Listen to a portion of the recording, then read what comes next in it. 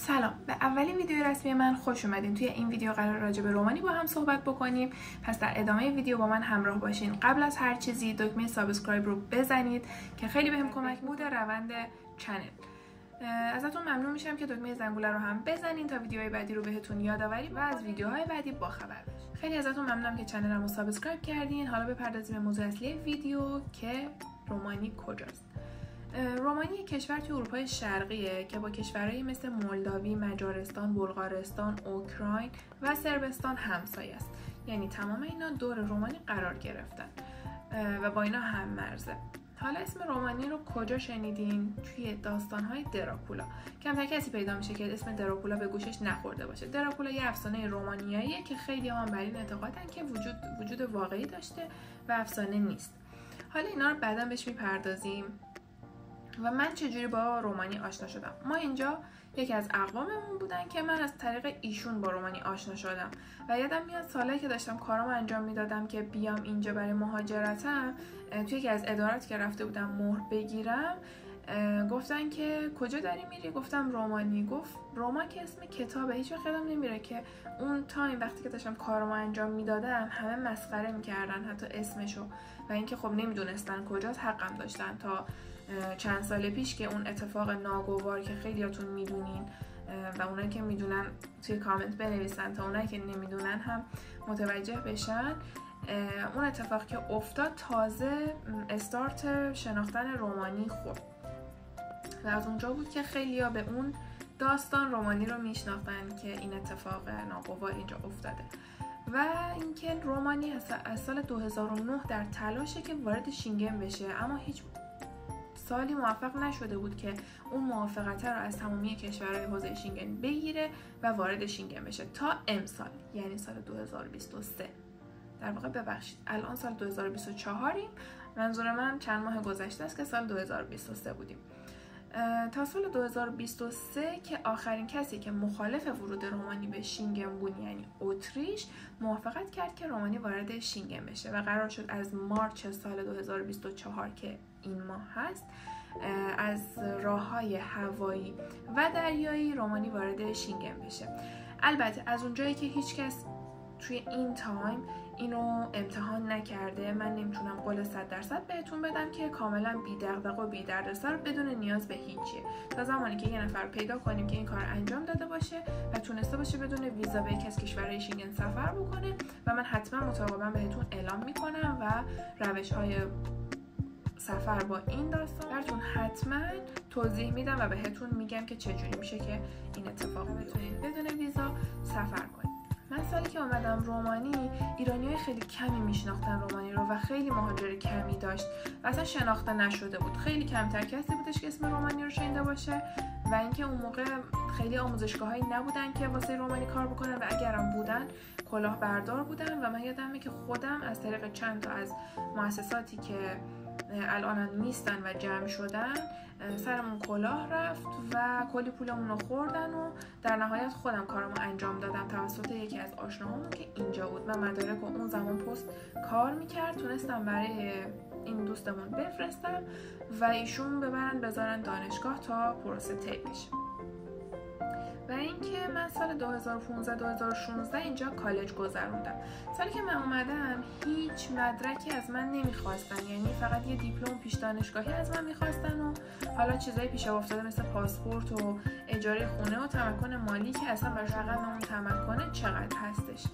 و اون سال ما با کمترین مدارک اینجا تونستیم پذیرش بگیریم و من از کشور دیگه هم پذیرش گرفته بودم، ولی خب اینجا خیلی شرایط به نسبت راحت تری داشتش و من ترجیح میدادم که خب بعد از اینکه پشت کنکور مونده بودم، خیلی خسته شده بودم، با یه شرایط خیلی راحتی مهاجرت بکنم.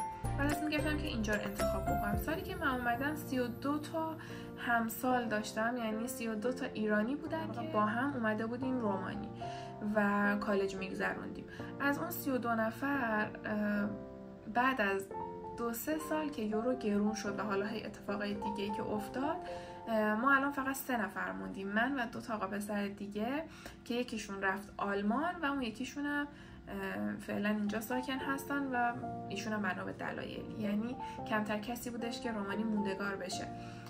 داستان اصلی این که کسایی که می اومدن اینجا موندگار نمی شدن هم این بود، کسایی که از ایران میخوان مهاجرت کنن توی ذهنشون یه چیزایی بزرگ کردن، یه چیزایی پرورش دادن، یه رویاهایی ساختن که فکر میکنن که با مهاجرت میتونن این رویاها رو زندگی بکنن، در صورتی که شاید خیلی 90% این رویاها اصلا وجود خارجی ندارن.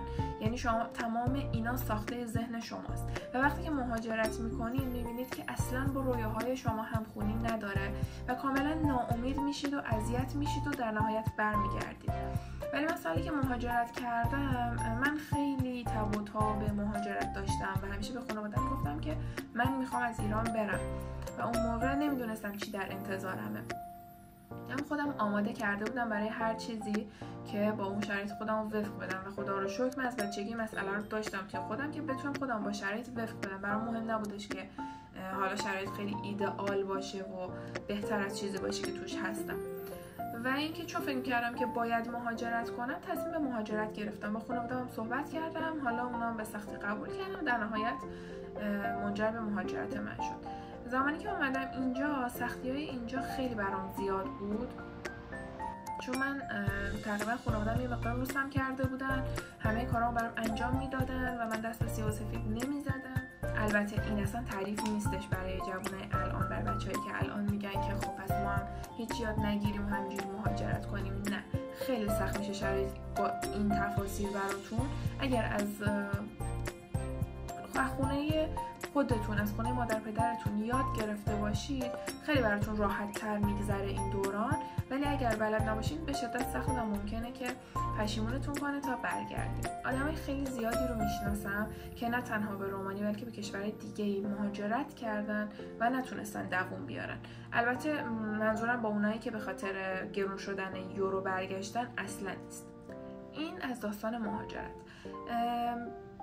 اینکه شرایط رومانی چجوریه، من سعی می‌کنم که توی همه ویدیوهام ذره ذره راجع به این مسئله باهاتون صحبت بکنم، به خاطر اینکه انقدر حجم این داستان وسیعه، واقعا توی یه دونه ویدیو نمی‌گنجه.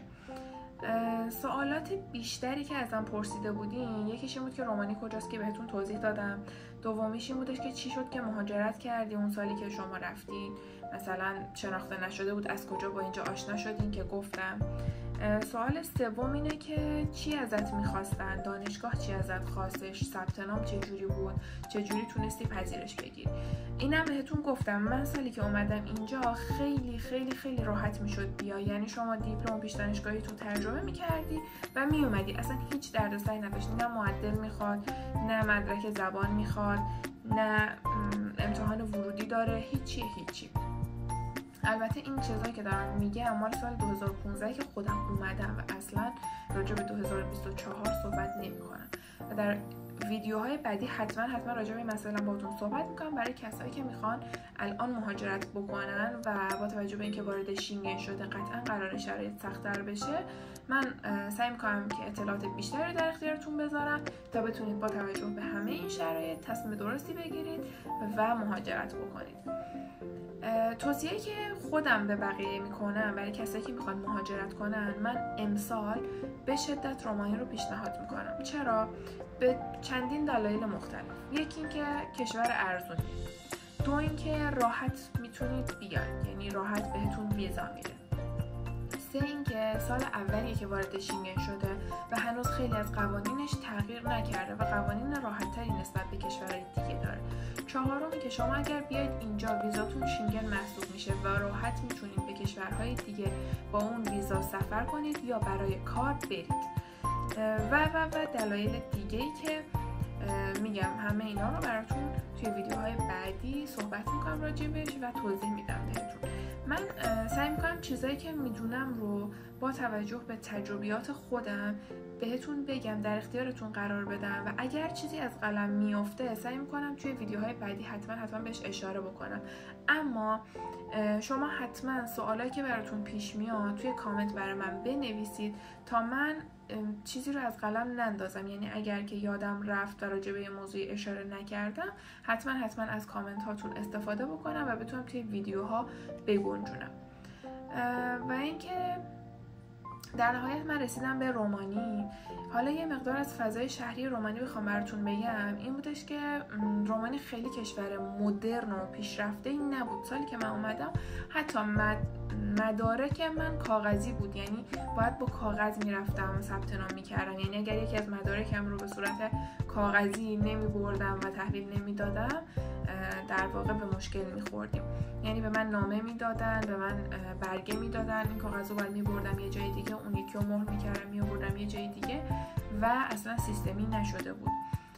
و میخوام بهتون بگم که این وارد شینگن شدن چقدر تأثیر داشت تا همه اینا خیلی زود به یک مقطعی برسن که کشور یک دفعه پیشرفت بکنه. شاید برای خیلی سوال پیش بیادش که من چرا هنوز درسم تموم نشده، اگر از 2015 مهاجرت کردی پس چرا هنوز دانشجویی؟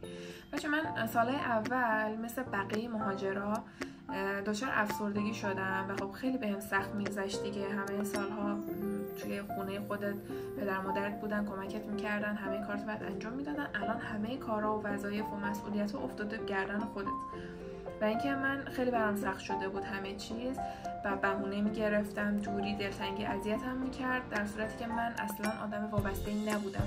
با توجه به اینکه آدم وابسته‌ای نبودم تمام اینا روی من تأثیر گذاشت و اذیتم کرد و باعث میشدش که من هی برگردم ایران، بمونم، نخوام بیام اینجا و همه اینا مسبب این شدش که درس من طول بکشه تا کرونا، که من کرونا کلا برگشتم ایران 2 سال و نیم ایران بودم و اینجا ترمی واحدی نیست، سالی واحدیه. شما اگر یک ترم از دست بدین 1 سال از دست دادین، یعنی نمیتونین مثلا یک ترم رو به تأخیر بندازید. و من 2 سال و نیمی که ایران بودم برای من 3 سال محسوب شد و بعد از 3 سال من مجدد برگشتم ایران. یعنی من کل این 8 سال و نیم نزدیک به 9 سال رو یک تیکه اینجا نبودم و هی اومدم ایران و هی برگشتم. برای کسایی که میگن که تو ایران زندگی نکردی و فکر میکنی که ایران بهشته، من ایران زندگی کردم. حتی چندین سال اخیرم توی کرونا من ایران بودم و اینکه کاملا به شرایط ایران اشراف دارم و نیازی نیستش که بخوام خودم گول بزنم یا کسی منو گول بزنه. و در نهایت به یک جمع‌بندی برای این ویدیو برسیم. از مهاجرت برای خودتون رویا نسازین. شما زمانی که میخواید مهاجرت کنید آمادگی هر چیزی رو باید داشته باشین. فقط تنها چیزی که میتونم بهتون بگم اینه که شما توی مهاجرت 2-3 درجه کیفیت زندگیتون از چیزی که توی ایران داشتین پایین تر میاد. مهاجرت رو به چه کسایی توصیه میکنم؟ به کسایی که توی ایران هم تونستن یک کارایی انجام بدن، یک موفقیت‌هایی به دست بیارن، یک مهارت‌هایی کسب بکنن. کسی که توی ایران هیچ کاری نتونسته بکنه یا نخواسته که بکنه، من میتونم این قول رو بهش بدم که اینجا یا هر جای دیگه هم این اتفاق براش نمیفته تا زمانی که تصمیم بگیره، عزمش رو جزم بکنه و واقعا بخواد که حرکت بکنه، تلاش بکنه تا به اون چیزی که میخواد برسه. توی ویدیوهای بعدی حتما اطلاعات بیشتری رو در اختیارتون میذارم. با من همراه باشید تا بتونم سوالاتتون رو جواب بدم، از چجوری پذیرش گرفتن دانشگاه، از سوالات و مدارکی که سفارت رومانی توی ایران ازتون میخواد، از نحوه درس خوندن دانشگاه‌های رومانی، اینکه به چه زبونی درس بخونیم، رومانیایی یا انگلیسی، و اینکه هزینه‌ها به چه صورتن و زندگی مستقلی چجوریه. خیلی ممنون که تا اینجای ویدیو همراه من بودین. حتما سوالاتی که تو ذهنتون ایجاد میشه رو برای من کامنت بکنین تا من بتونم جواب سوالاتتون رو توی ویدیوهای بعدی. حتما بهتون سابسکرایب یادتون نره. ممنون از اینکه حمایتم میکنید و تا ویدیوهای بعدی خدا نگهدار.